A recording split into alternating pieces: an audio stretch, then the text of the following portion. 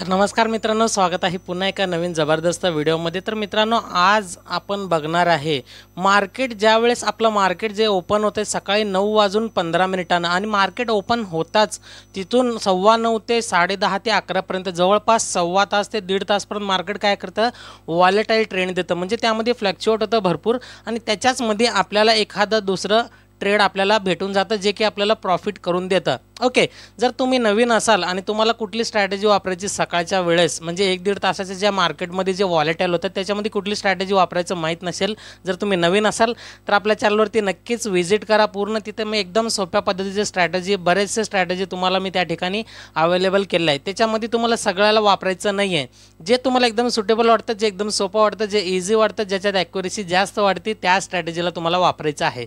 तर आता मेन मुद्द्याकडे येऊया। मार्केट 11 पर्यंत काय करतं, वॉलेटाईल पोझिशन देतं। त्यामध्ये आपल्याला सिच्युएशनमध्ये कुठेही 2-3 ट्रेड आरामशीर भेटू शकतात।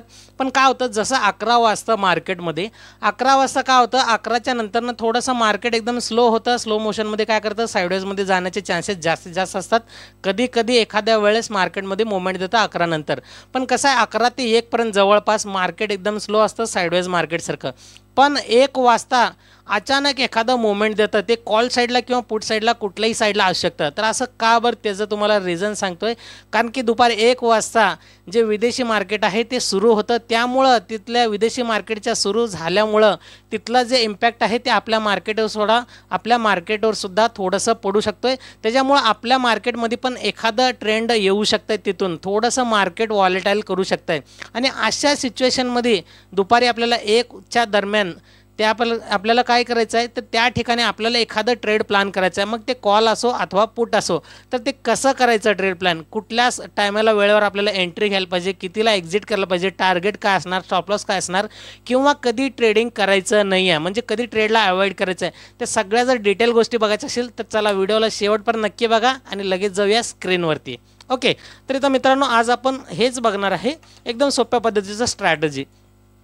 तर इथं बघू शकता तुम्हाला काय करायचं आहे, दररोज दुपारी 12 वाजून, नीट लक्ष द्या, दररोज दुपारी 12:55 ओके 12:55ला तुम्हाला काय करायचं आहे, म्हणजे आता तुम्हाला सांगतो मी, इथं टाईम फ्रेम तुम्हाला ठेवायचं आहे 5 मिनिटाचं टाईम फ्रेम तुम्हाला वापरायचं आहे। आणि इथं मी निफ्टीचं इंडेक्स चार्ट घेतलेलं आहे, तुम्ही याला बँक निफ्टीमध्ये पण नक्कीच प्रयत्न करा, कारण की या व्हिडिओनंतर तुम्ही स्वतःचा रिसर्च ॲनालिसिस मात्र नक्कीच करा, कारण की हा व्हिडिओ मी फक्त एज्युकेशनल पर्पजच्या हेतूनेच बनवतोय, बाकी तुमची मर्जी आणि तुमची जबाबदारी असणार आहे। चला मग इथं या ठिकाणी आपल्याला 12:55 म्हणजे जे आपलं टाईम फ्रेम 5 मिनिटाचं आहे, तर प्रत्येक कॅन्डल हे 5 मिनिटाचं असणार आहे।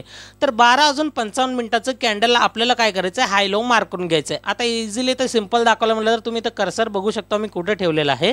ओके, थोडंसं याला मोठं करतोय। तर हे बघा या ठिकाणी हे 13 वाजता आणि हे जे आहे 12:55 तुम्ही खालच्या साईडला बघू शकता, इथं 12:55 हे कॅन्डल 12:55 कॅन्डल कंप्लीट बनल्यानंतरनं त्या कॅन्डलच्या आपल्याला हायला मार्क करून घ्यायचं। आता हे कॅन्डल आहे 12:55, या कॅन्डलच्या हायला मार्क करून घ्यायचं आहे आणि त्याच कॅन्डलच्या आपल्याला काय करायचं आहे, लो लेवलला पण मार्क करून घ्यायचं आहे। सिंपल एवढंच काम करायचं, तुम्हाला जास्त डोकं लावायची गरज नाही आहे। ओके, तर ह्या कॅन्डलचं म्हणजे हे जे लाल कलरचं रेड कॅन्डल आहे त्या कॅन्डलचं आपण हाय आणि लोला मार्क करून घेतलेलं आहे। आणि आपल्याला काय करायचं आहे, मार्केट जसं विदेशी मार्केट सुरू झाल्यानंतरनं ज्या वेळेस मार्केटचा मुवमेंटचा इम्पॅक्ट तिकडच्या मार्केटचा मुवमेंट आपल्या मार्केटमध्ये येऊन पडतोय, मार्केट काय करतं, एका दिशेला ट्रेंड पकडून त्या ठिकाणी सरळ निघायला चालू करतं।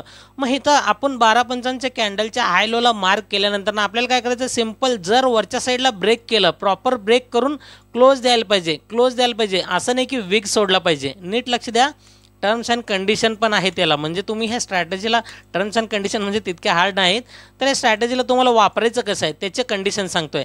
जर आता आपण या कॅन्डलच्या हाय लोला आपण काय केलं, सिंपल मार्क करून घेतलेलं आहे। ओके, आणि या कॅन्डलच्या हाय लोला मार्क करून घेतल्यानंतरनं मार्केट त्याच्यानंतरचं कॅन्डल कुठल्या साईडला, वरच्या साईडला जर ब्रेक करून क्लोज करायला पाहिजे किंवा खालच्या साईडला तर ब्रेक करून क्लोज करायला पाहिजे। या ठिकाणी आपण वरच्या साईडला ब्रेक केलं आणि क्लोज केलं तर कॉल साईडला घेणार आणि खालच्या साईडला जर क्लोज केलं तर पुट साईडला घेणार। तर इथं आपण बघू शकतो एकदम इझिली तुम्हाला दिसायचं आहे, हे आहे 12:55 कॅन्डल, त्यानंतरचं कॅन्डल इथं क्लोज दिलेलं आहे, म्हणजे खालच्या साईडला डाऊन साईडला ब्रेक डाऊन केलेला आहे। तर आपल्याला सिंपल काय करायचं, या ठिकाणी पीई मध्ये एंट्री करायचं आहे, पुट साईडला एंट्री करायचं आहे। आणि याचा आपला स्टॉप लॉस कुठं राहणार, तर हे एंट्री पॉईंट आणि स्टॉप लॉस आपलं जे राहणार आहे तर इथं वरची ह्या 12.55च्या कॅन्डलच्या हायवरती आपलं स्टॉप लॉस असणार आहे, कारण लो ब्रेक झाल्यावर आपण एंट्री केलं आहे आणि हायवरती आपण याला SL लावणार आहे.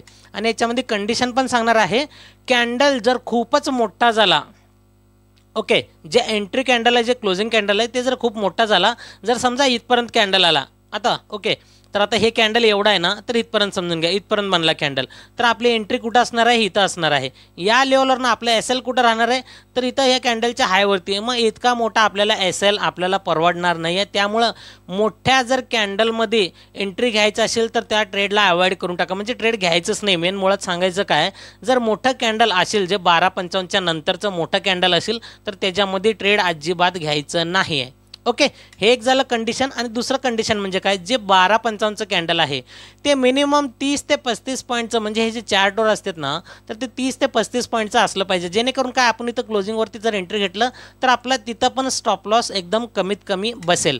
तर या ठिकाणी कसं आहे, हे पण कॅन्डल 12.55चं आणि त्यानंतरनं जे आपलं मेन कॅन्डल आहे एंट्री कॅन्डल, ते दोन्ही पण छोटे असले पाहिजे. जर मोठे कॅन्डल असतील, दोन्हीपैकी कुठलं बी एखादं कॅन्डल जर मोठा असेल, तर आपल्याला तितका स्टॉप लॉस द्यावा लागणार आहे आणि ते आपल्याला परवडणार नाही आहे. ओके, तर हे झालं एक सिंपल स्ट्रॅटेजी. तुम्हाला काय सांगितलं, 12.55च्या कॅन्डलला हाय ब्रेकवरती एंट्री करायचं आहे. ब्रेक म्हणजे प्रॉपर क्लोज व्हायला पाहिजे, जसं इथं क्लोज झालेलं आहे. असं नाही की आलं आणि फक्त वीक सोडून परत वरती गेला आणि आतमध्ये इथं क्लोज केलं किंवा इथं वरच्या साईडला क्लोज केलं, असं व्हायला नाही पाहिजे प्रकार.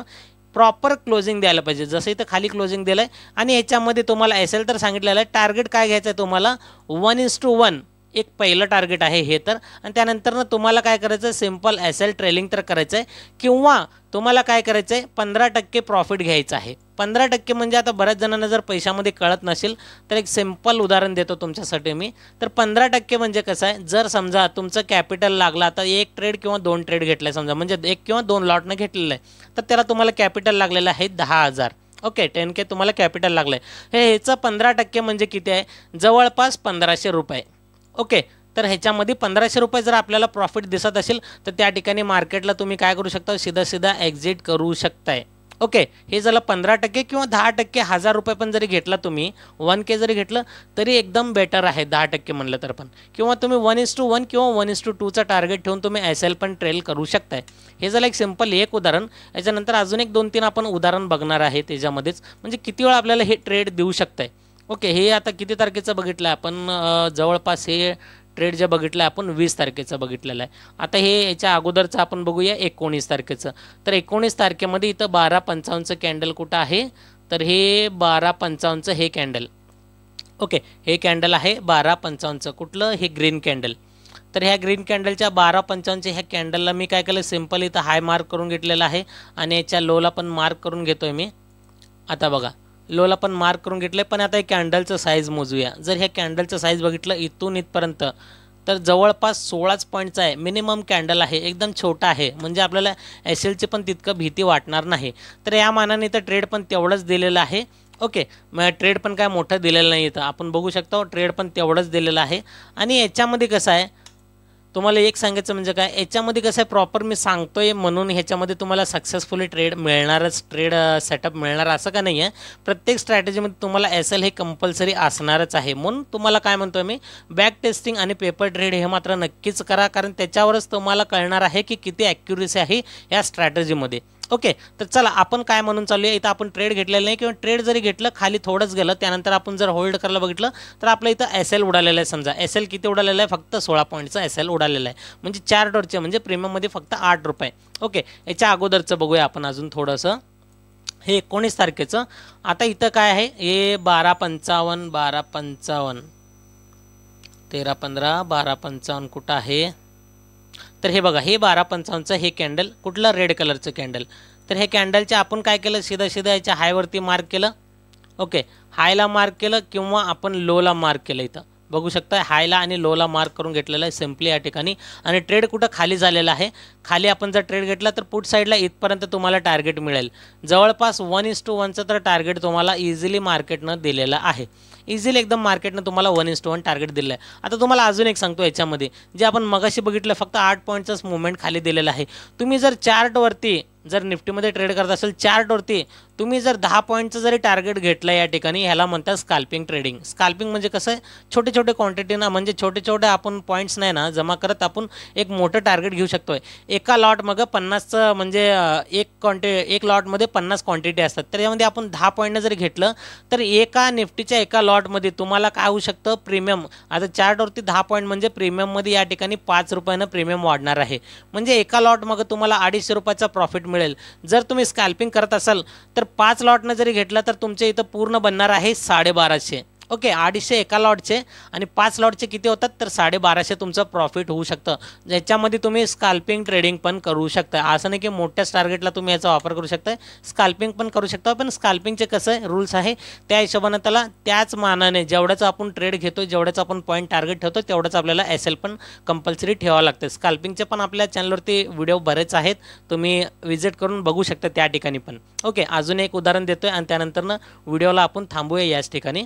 तर इथं अजून एक बघूया, 1255 ही कॅन्डल कुठे गेले, तर हे आहे 1255चं कॅन्डल. आता इथं बघा 1255चं कॅन्डल काय झालं आहे, हे 1255चं कॅन्डल.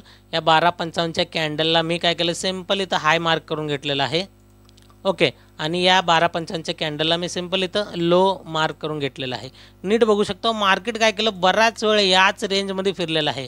म्हणजे मार्केट कसं साईडवेजमध्ये गेलं आहे. जवळपास 1 2 3 4 5 6 7 कॅन्डल म्हणजे 7 5 35, जवळपास अर्धा तास मार्केट टाईम स्पेंड केलं आणि वरच्या साईडला एक ब्रेक केलं. त्यानंतरनं बघू शकतो इथपर्यंत गेलेलं आहे. ओके, मार्केट कुठं इथपर्यंत गेलेलं आहे, जवळपास 1:4 पर्यंत. तर हे टार्गेट आरामशीर मार्केटने इथं दिलेलं आहे. तर ह्याला जर मी हे लावलं लॉंग पोझिशन, जर इथून जरी ओपन केलं मी, इथून जरी लावलं तर या ठिकाणी बघू शकता तुम्ही इथपर्यंत, 1 मिनिट फक्त, इथपर्यंत टार्गेट मार्केटनं दिलेलं आहे. आणि जर SL बघितलं आपण त्याच्या लोवरती लावणार आहे. त्या कॅन्डलच्या हाय ब्रेक केल्यावर त्या कॅन्डलच्या लोवरती आपण SL लावणार आहे. इथं बघू शकतो 14 पॉईंटचं इथं काय झालेलं आहे, मार्केट SL लावलेलं आहे, लागलेलं आहे. आणि त्यानंतरनं 29 म्हणजे 30 पॉईंट, म्हणजे इथं 1:2 पेक्षा पण मार्केटनं वरती टार्गेट दिलेलं आहे. ओके, जर तुम्हाला ह्याला होल्ड जरी करता आलं असतं तर ह्याच रेंजला मार्केटनं काय केलं, पुन्हा इथं वरच्या साईडला जाऊन पुन्हा इथे एक सपोर्ट घेतलं, सपोर्ट घेऊन पुन्हा अपसाईडचं मुवमेंट मार्केटनं केलेलं आहे.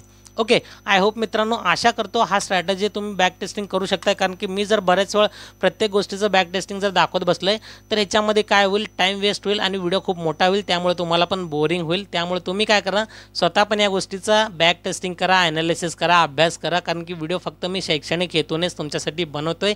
बाकी तुमची मर्जी असणार आहे आणि तुमच्या जबाबदारीवरतीच तुम्ही ट्रेडिंग करू शकताय. आशा करतो मित्रांनो हा व्हिडिओ, हा स्ट्रॅटेजी तुम्हाला जर जबरदस्त वाटलेला असेल तर लाईक नक्कीच करा, ज्याच्यामुळं मला समजेल की तुम्हाला हा व्हिडिओ आवडलेला आहे म्हणून. आणि जर चांगला वाटलेलंच असेल जास्त तर कमेंट पण करून नक्कीच सांगायला विसरू नका. आणि येणारे अशाच प्रकारचे जर तुम्हाला पुढचे व्हिडिओ बघायचे असेल तर चॅनलला सबस्क्राईब करून बेल आयकॉन प्रेस करा, ज्याच्यामुळे सर्वात आधी नोटिफिकेशन तुम्हाला मिळेल आणि तुम्ही त्या व्हिडिओचा आनंद घेचाल आणि त्यातून काहीतरी शिकचाल अशी मी अपेक्षा करून भेटूया आपण पुढच्या एका नवीन टॉपिकसोबत एका नवीन व्हिडिओमध्ये. तोपर्यंत good bye, thank you so much मित्रांनो.